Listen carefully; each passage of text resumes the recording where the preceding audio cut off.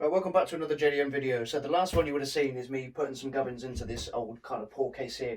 Today we're going to mix it up. We're going to change that and put it into a brand new Corsair 220 RGB case, and we're going to get these monitors off the desk, clear some space with, I think it's a Hawaiian, probably didn't say that right, it's kind of triple monitor stand, and hopefully that'll clear some space and kind of give this room a bit more kind of room and better kind of temperatures and breathing in the case.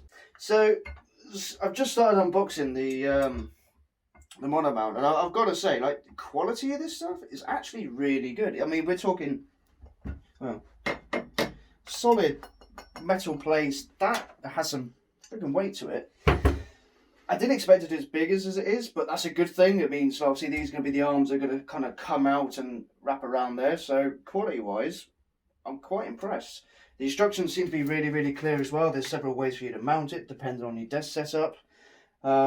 This cost me, what, about 40 quid on Amazon. If I can find it again, I'll put a link in the description for anyone else that's interested. But I don't think it's going to take as long to set this up at all. The only thing that I have noticed, which is a bit of a pain, I could be wrong, is you get Allen keys like this, but they don't actually fit these specific screws that we're actually working with at the moment.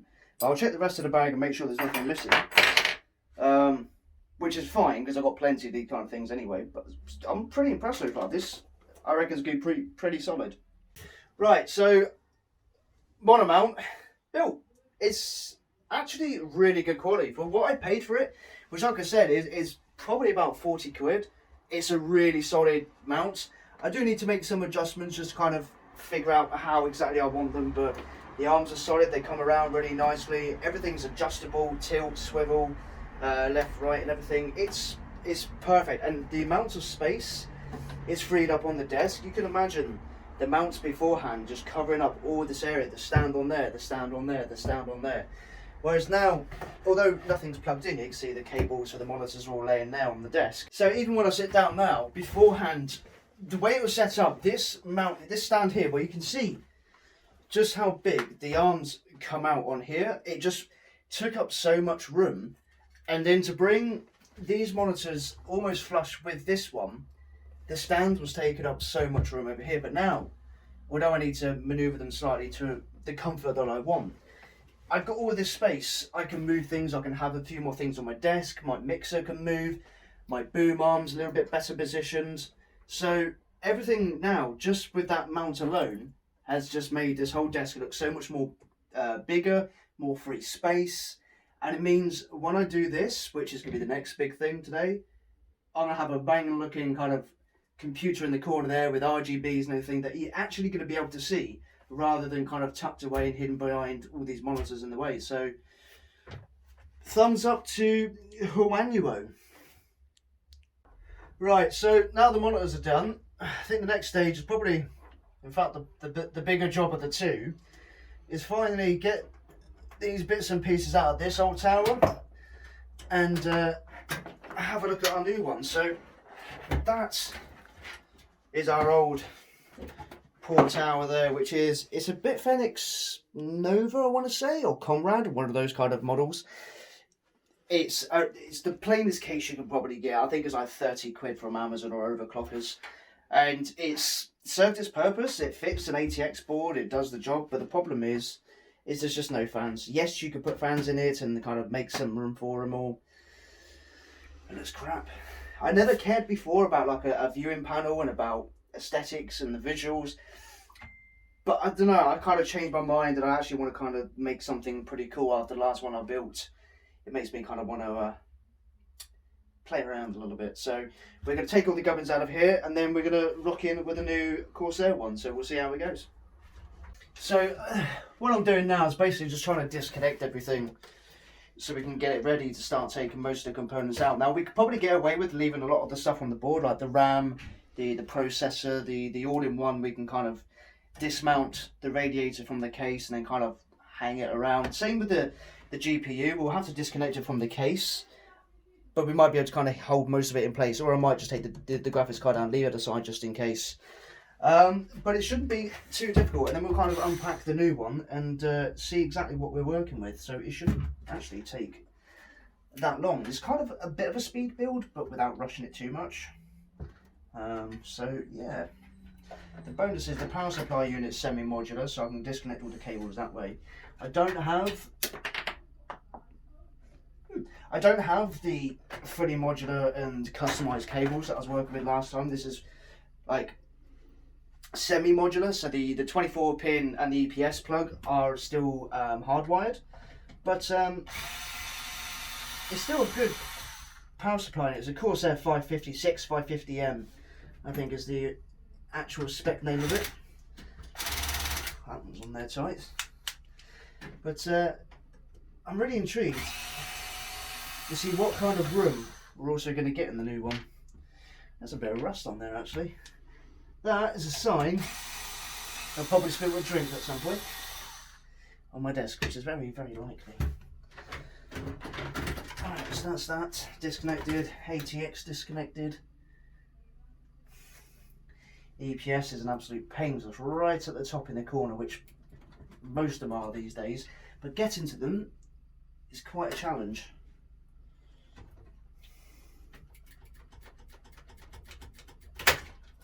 Like so. So I'll feed that through there. Plus my cable management on this one was absolutely atrocious. That's not because I was bad at it, it's purely because at the time, with a case with no windows, I didn't care what it looked like. Yeah, you can just kind of see where I must have spilled a drink at some point. Still works, still fine, just a bit of rust on the metal. We can clean it up a little bit, already looks better. So we'll put that underneath for now, keep that out of the way, pick up the thumb screw from the GPU. Disconnect the rest of the cables. Now, the new case doesn't have a hard drive bay, not a hard drive bay, sorry, it's an optical disc bay, so we won't be using the optical drive anymore, which is fine because I can't remember the last time I used an optical drive, to be honest. Can you? It's not really required. No, exactly. I'll try and get this rubber out here. Starters, another one in here somewhere. USB 3, that'll be my other starter there. So we're going to save on the starter cable because we won't need 3 anymore.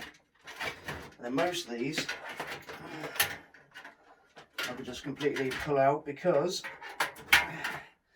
of the modular power, well, semi-modular power supply.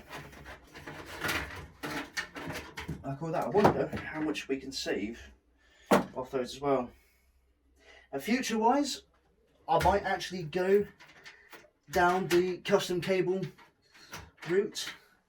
In all fairness, it's just the cost factor of it. I'm not saying that they're expensive.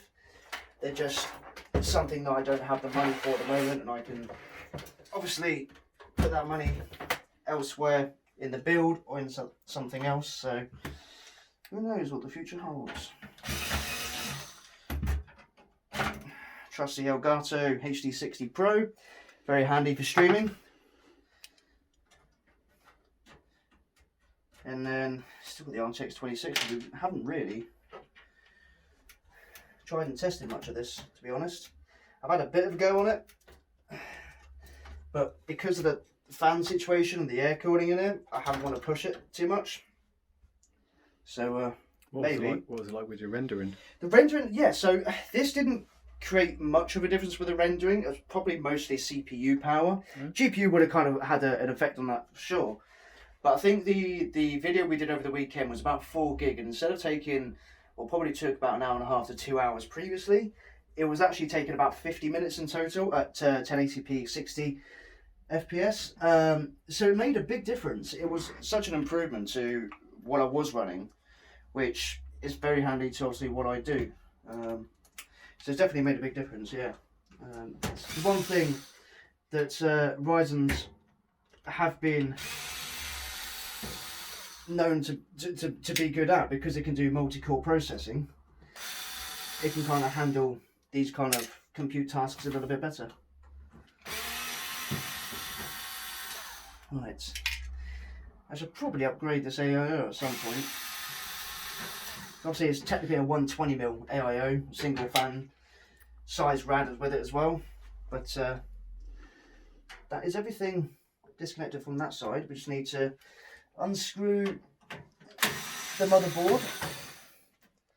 We'll put these up on the windowsill here so we know where they are. There's another one down here. What I will say is, excuse the lighting, I don't have any studio lighting or anything, so I'm trying to make do with a small room that we're in. If you just kind of spin around with the camera, you'll see what I mean. It's got the biggest room, so lighting is questionable and difficult at the time, so John's just knocking some boxes over. That's how small it is, isn't it? Yeah, that's how small it is. You trip over everything in the room.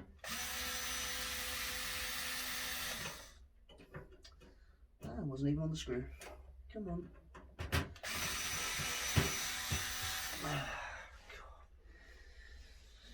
Temperature in the UK is a lot colder at the moment, but it's still warm, isn't it? Yeah, especially in here. Especially in here. Yeah, American friends, we don't have aircon.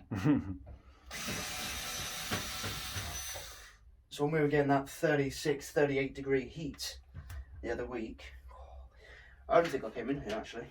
I think I stayed away from the office. So we still got a header connected here, the chassis. I think that's a chassis fan header, but we don't have a chassis fan. Oh no, it's just a SATA connection. SATA cable's getting caught up. Right, so we're going to put this probably on there. That's probably the safest area. Which I say that, I'm now going to have to move. I was going to say. Bleeding box, I've just put it on here. Right, so we got the case out of the box. I forgot how small it is. So just to let you know, so this is obviously, it's a 2020 model. I think it came out around February 2020. So it is, funny enough, it's a 220T. What you'll notice is, up against the other one, which I've got out there now, it's actually shorter this way. A lot of manufacturers are going this way now, where you normally have the hard drive bays on the right hand side, just behind the front panel, and then you have the motherboard over here. They're now kind of removing a lot of these bays, purely because a lot of people kind of going down the solid state drive kind of route these days. However, if you're concerned with the fact that you've got a 3.5-inch drive bay, like I've got my Seagate iCUE 2TB hybrid one, there is still hope for you. So basically, if you were to spin it around here, because we've got a kind of an enclosed power supply unit compartment, we spin that around, you can see down here, you've actually got access to two 3.5-inch drive bays still. You get the compartments with it, so you can just literally disconnect that, pop it into there, and off you go. And you've also got two 2.5-inch connector plates on the back, where you just kind of bolt and show onto the back, and then it kind of keeps all of those away from the front viewing panel. No hard drive seen, no cable seen, and it kind of keeps it all nice and discreet in there. So we've got one 3.5-inch to go in, and then we got one 2.5-inch solid state that we'll just have in one of these panels. Now I don't know which one I'm going to use yet. It all depends on the cable management, where everything's running to, and kind of the best way I can make it as neat as possible. So that's pretty much our game plan now. Now this one does come with 3 of the SP120 RGBs fans. This comes with it as well, which is what they call the Corsair iCUE lighting node.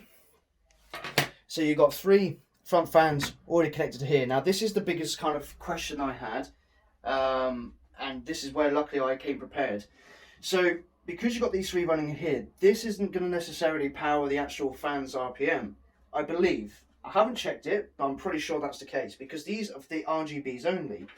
If I spin this around, you've then got these here, which, although they nicely tucked into the bottom grommet for us, we might change. These are actually the fan headers for the power.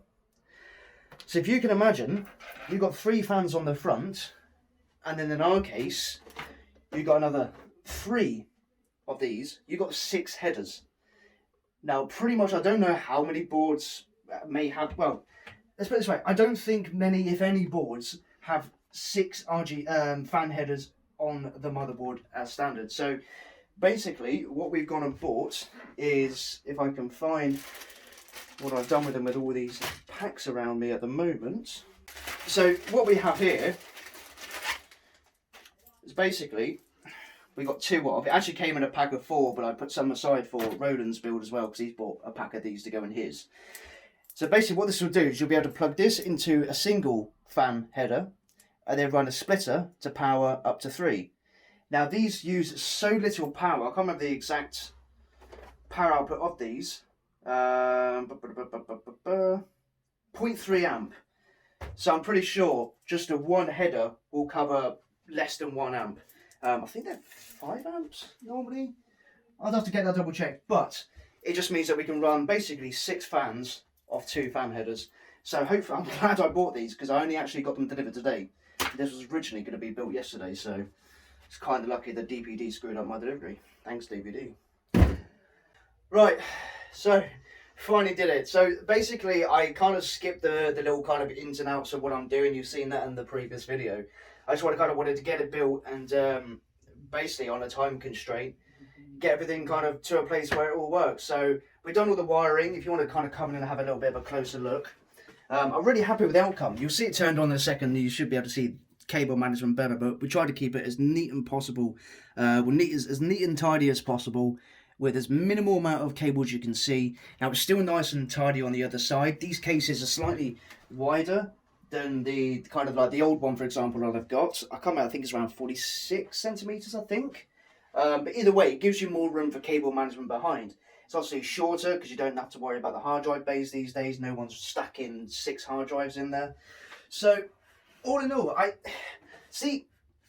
Now, I'm not shouting him out. I'm not calling him out or anything. But I follow a channel called Games Nexus. Steve is the host of that, and he actually reviewed this specific case, and he said he didn't quite understand the whole style of the front panel, and he just wasn't feeling with it. But I like it. I think it's different, and I really, really appreciated his review on the cooling. He did proper temperature tests under stress, under load. And for what I need, I think it would do exactly what I want. So we've got everything cabled in. We've got the 3 standard RGB fans that come in on the front. That's running into an RGB node on the back by Corsair. These are all Corsair fans. We then mounted our radiator for the all-in-one straight onto the back of the top one. It's questionable, but I'm going to kind of keep an eye on the temperatures and see how that runs, because it's still bringing cold air onto the radiator. I know it's restricting that top airflow coming in, but we still got the bottom 2 fans, although again the bottom one's slightly restricted by the Corsair logo. If you can kind of see that there. Just is the way that it designed it. So the fan's slightly obstructed there, but you do get the airflow coming through the sides.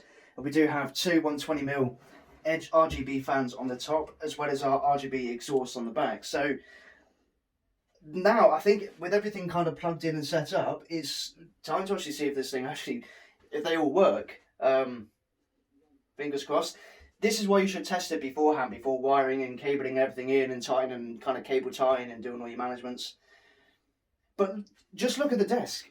I mean, how much tidier does this look compared to the previous pictures that you've seen? I'll throw some more up now so you can see them. It's just such a cleaner desk. I've got so much more room. I don't know what to do with it all. The mixer now actually fits underneath the monitor. I've got my nice little just remote for there for the lighting. If I can change that back to white, thank you. So it's a much cleaner kind of workstation, gaming station, whatever you want to call it now, than what it was before. It just feels like I've got so much more room in this office. You've been in this office before many a times. Yep. It looks bigger. Yeah, your mouse. It looks bigger. It looks nicer. Your mouse mat now fits. Exactly. I might move this around. I mean, to be fair, most of the time when I'm gaming, they'll be like that, so you won't see the cables at the back. But in general, you get the rough idea. So I guess hit the button and see what happens.